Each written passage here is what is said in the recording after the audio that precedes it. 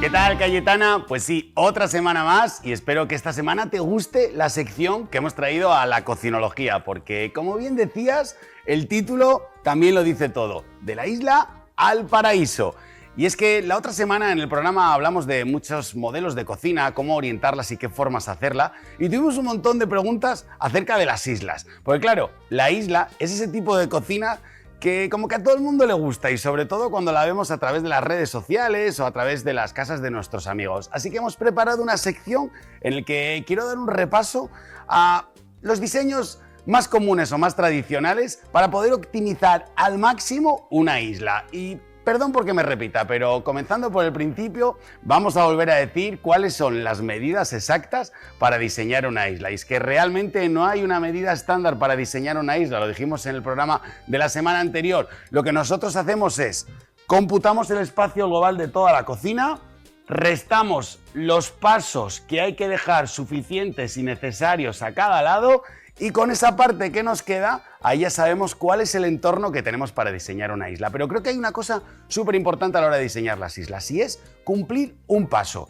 El paso mínimo que nosotros en Cocinas TJR dejamos siempre para que en una isla se transite cómodamente son 90 centímetros, que nunca bajes de eso. Ahora también te digo, si tienes espacio y puede ser un poco mayor, irte al metro o al metro 10, creo que será siempre muchísimo mejor. Lo primero que vamos a hablar son de los diferentes tipos de islas y cómo poder acometerlas. Y es que, ¿sabes qué? Hay un tipo de isla en el que no hay ningún tipo de instalación. Son lo que llamamos las islas de trabajo. Islas que tienen la superficie entera completa y están exentas de una placa de cocción, de un fregadero o de cualquier tipo de accesorio. Islas que nos van a servir para poder ir a cocinar, emplatar, tener la repostería, poder llegar de la compra y apoyar todas las bolsas, pero no necesariamente en una isla tenemos que tener siempre una placa de cocción o un fregadero. También tenemos lo que son las islas de servicio, en cuyo caso nosotros intentamos dejar siempre debajo unas grandes gavetas para poder sacar fácilmente todos nuestros accesorios de cocina y poder aprovecharnos de ella. Y ahora quería enseñaros lo que nosotros le llamamos las islas de agua. Son islas en las que tenemos el fregadero y el grifo. Y aquí toca hacer siempre una apreciación. Uno tiene que imaginarse un fregadero y al lado su fiel escudero. ¿Cuál es? El lavavajillas. Sí, tienen que ir juntos, claro, porque si no, imagínate ir con los platos mojados por toda la cocina. Son islas en las que solamente dejamos el fregadero y aprovechamos el resto del espacio para también poder tener una zona donde trabajar, dejar modulación en la parte de atrás o incluso, si nos gusta, podemos dejar una barra con los taburetes. Y es que la magia de las islas es que pueden ser muy versátiles. Le podemos colocar, como decía, una barra para que acompañen al cocinero o a la cocinera mientras se prepara la elaboración de la siguiente comida, o también pueden ser islas modulares en las que tengamos todo lleno de módulos. Pero fijaros qué bien queda su fregadero y su grifo bien combinado en los colores adecuados en el centro de una isla. Son lo que llamamos las islas de agua. Después nos vamos a ir a ver las islas de cocción. Y yo creo que ya la propia palabra lo indica. Son islas en las que dejamos la placa de cocción. Y ojo, que esto daría para una sección completamente entera, porque a la hora de poner la placa de inducción, ¿qué es lo siguiente que tenemos que hacer? Igual que con el fregadero venía su fiel escudero, que era lavavajillas, ahora lo que tenemos que tener en cuenta para todas las placas es donde colocamos la campana. Y como decía, quizá esto sea una sección completa, pero vamos a hablar por encima. Fijaros, esta es una isla con una campana en la parte superior suspendida. Esta es una isla de cocción con una campana en el techo integrada. También podremos ver islas de cocción en el que la campana está dentro de la propia placa de inducción, incluso campanas que son escamoteables y salen de la parte de atrás para poder dar apoyo a todos los humos. Lo más importante de todo esto, y si tienes que instalar una isla de cocción, es que sepas que tienes que dejar en el punto exacto las tomas de corriente para poder alimentar la placa y dejar siempre unos enchufes, y si vas a colocar una campana, vigila mucho la sección de ese tubo.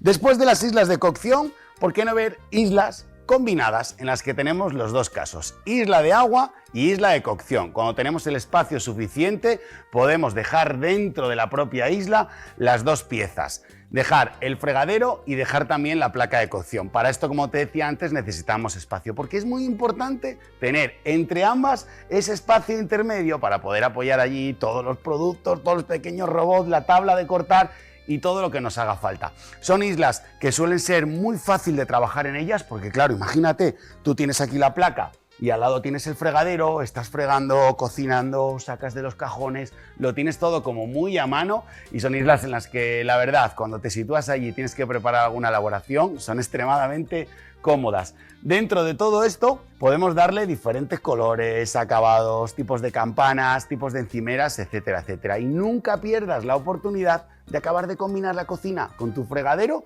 y con tu grifo, porque créeme que es una pieza que parece que pasamos por encima de ella, pero le puede dar el toque final al proyecto de tu cocina.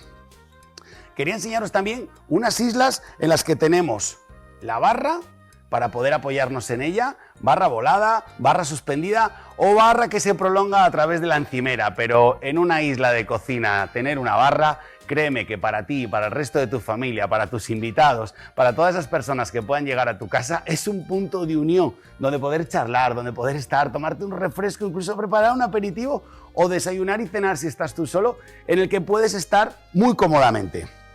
Me gustaría que vierais también las barras con mesado, que son piezas que colocamos sobre la encimera, barras de madera que ponemos en la parte superior y que nos hacen, pues nos dan otro volumen más sobre la isla y con esto conseguimos crear una zona preciosa. Son barras muy grandes, son de madera y suelen ser muy bonitas y muy combinables. Y por último, la reina de todas, absolutamente de todas las islas, para mí es la isla con el cajón zócalo.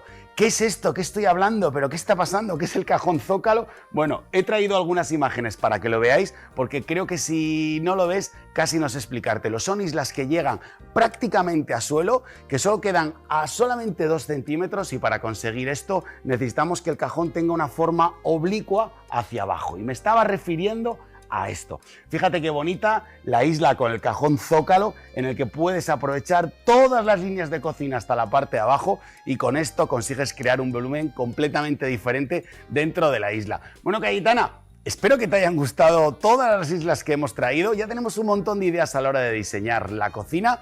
Yo soy Daniel Colino y como siempre nos vemos la próxima semana en nuestra sección La Cocinología.